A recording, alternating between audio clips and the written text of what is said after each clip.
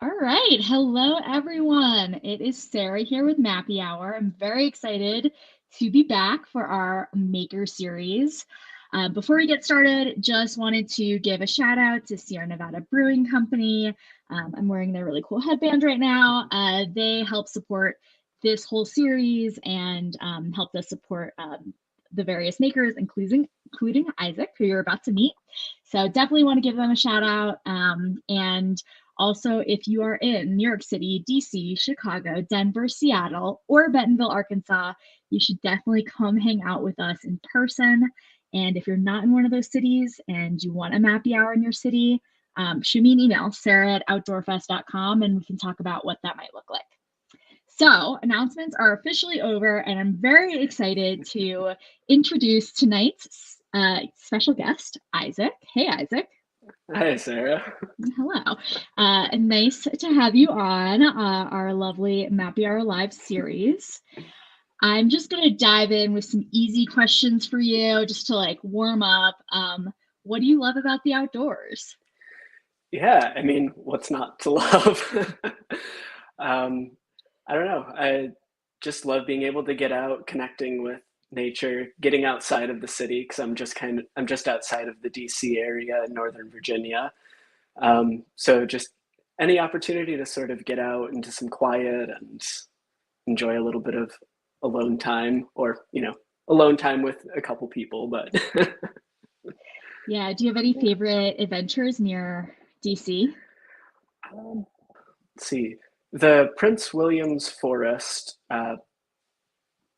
it's by the National Park Service, or under them, but it's not actually a national park. For I don't know how they categorize that stuff, but I really like that one. There's a really nice loop there, and it's not too Awesome. far.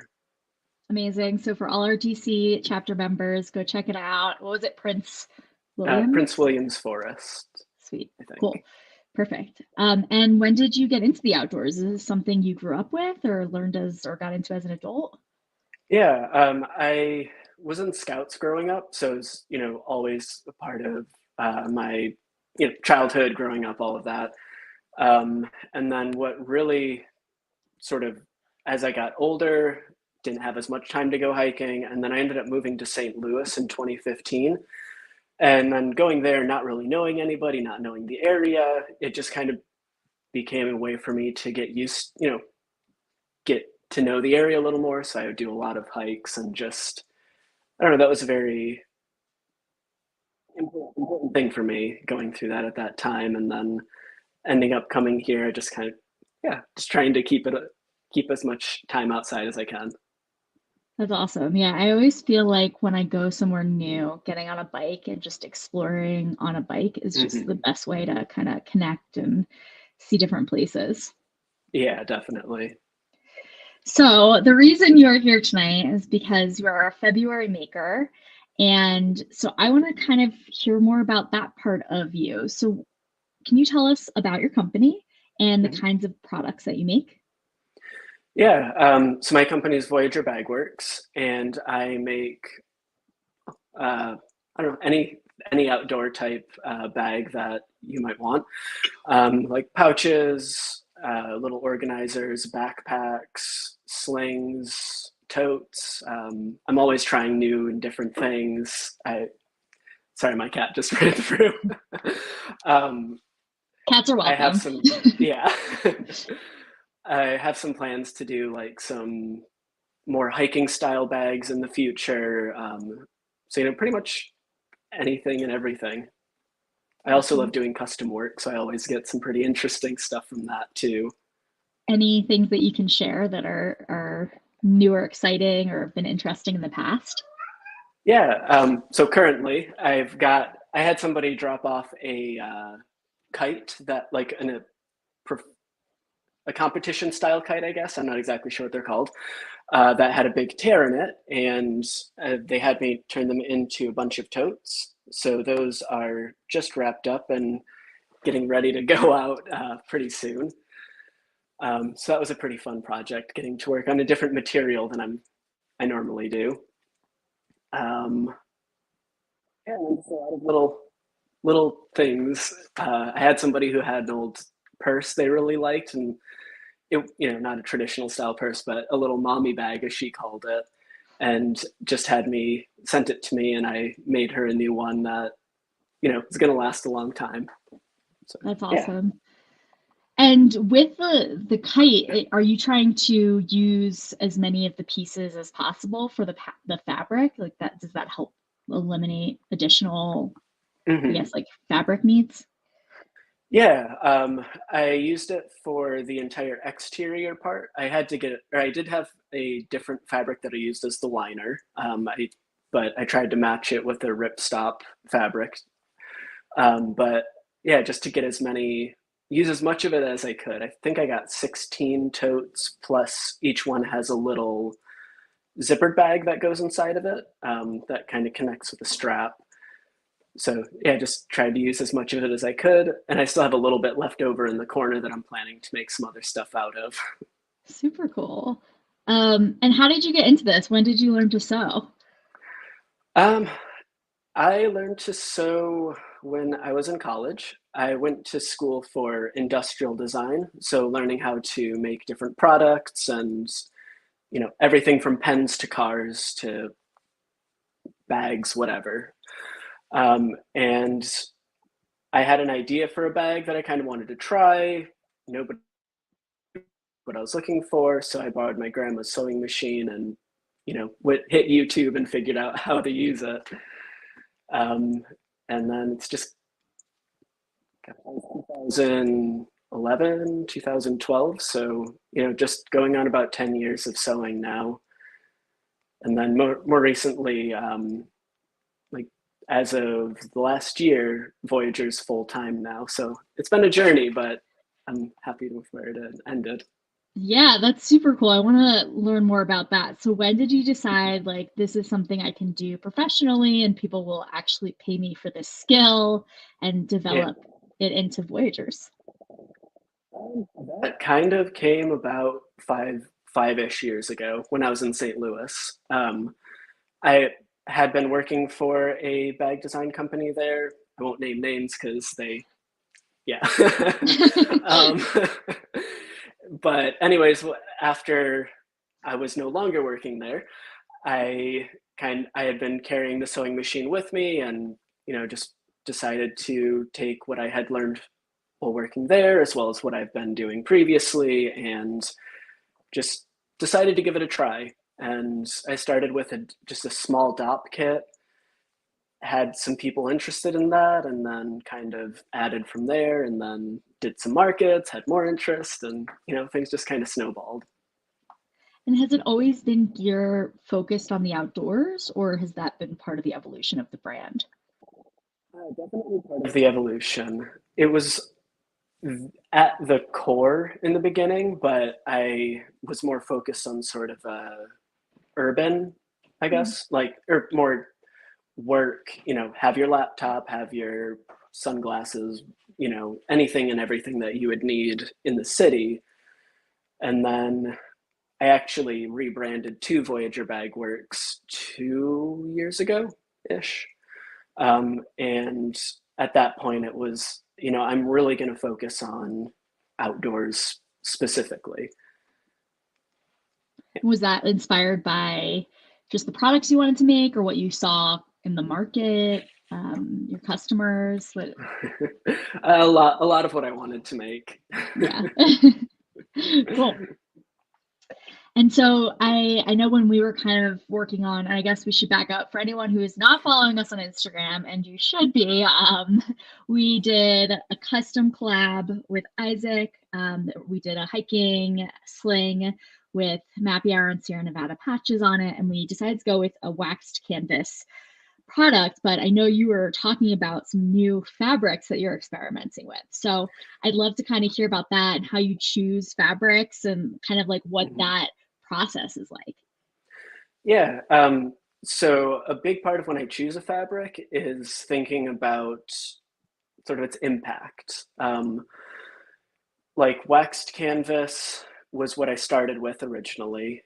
And the reason I chose that was because it is such a long lasting material. Um, because it can always be re-waxed, it can be repaired, it can, you can do a lot of different things with it, and it'll last for, as long as you have the bag, basically, as long as you're taking care of it. So that was sort of where the wax canvas came from. And the newer fabric I'm working with, actually have a little sling that will be coming out soon in this color. Nice yellow pop inside. This is called Eco Pack. So it is made with recycled polyester, but not just that the fabric is, but the adhesives, the waterproof coating, like everything is made from recycled polyester. So rather than using like a virgin plastic fabric, there's at least a little more, sustainability going into it. And it's a very good wearing, long lasting material as well. So, a bit of a trade off going from one to the other, but they both are very, very good, very sturdy fabrics. Or is one or the other easier to work with as a maker? The canvas is a little easier, maybe, because it's so thick. Well, not thick, that's not the right word. The wax gives it a stiffness, so when you fold it, it will hold its shape very well. So, creasing or sewing things together and flipping it inside out, that type of thing, it holds its shape very well, where the Eco Pack is a little stiffer in the other way, where it doesn't like to fold as much. But they both have pros and cons in some ways. Yeah, no, it's just so interesting, kind of like what, different brands decide to use, or, and why. Do you think that this is kind of like an industry trend, like more and more brands will start using these recycled polyesters instead of plastics? Yeah, I definitely think so. I've been noticing a big trend that way, actually. Particularly a lot of smaller makers. I know EcoPack is like, it's all over my Instagram feed. Like, people love it. But even bigger brands, like I'm seeing Reprieve is a name brand of certain recycled type of fabric. And then just some of the different big names in fabric production, like I can't think of what the name of the company off the top of my head, but the people who make X-Pack, which is similar to EcoPack, but it's kind of like, it's a more established company as far as I could know. They are moving more towards recycled and offering some more in that as well. So yeah, definitely something I'm seeing. Yeah, cool. And so when you're kind of deciding what comes next, obviously you just talked to us about the fabric choices. How do you figure out what products come next? Do you have a process for that, or is it just kind of what you want to make? Do you just get inspired by other brands? How does that work? Yeah, it's a bit of both. I always like making new stuff, so definitely kind of like what I want to do is a big part of it. But the first sling that I made, I was never going to make a fanny pack. And then I had people ask and ask and ask and ask, and I was like, all right, I guess I will. And now I absolutely love the ones that I came up with, so I'm really glad that I did. And just noticing what people use, like small bags that hold a water bottle and just a few small things, that's kind of something I've got on my radar for coming up. And yeah, I don't know. Like whatever the creativity strikes. Super cool. So I think you're in your studio right now. Is that correct? Yes. Can you tell us a little bit about the space and, I don't know, show us around? Sure. So I'm lucky enough that I can have a space in our basement that I was able to sort of turn into my studio. Right behind me, you can see the big table where I cut and do a lot of prep work, and then my fabric is stored just down here. And then just off camera this way are my sewing machines. I currently have 2 of them right now. I just added one this year, which I'm super excited about. It's a cylinder arm machine, which lets me get into more like small tight corners and stuff.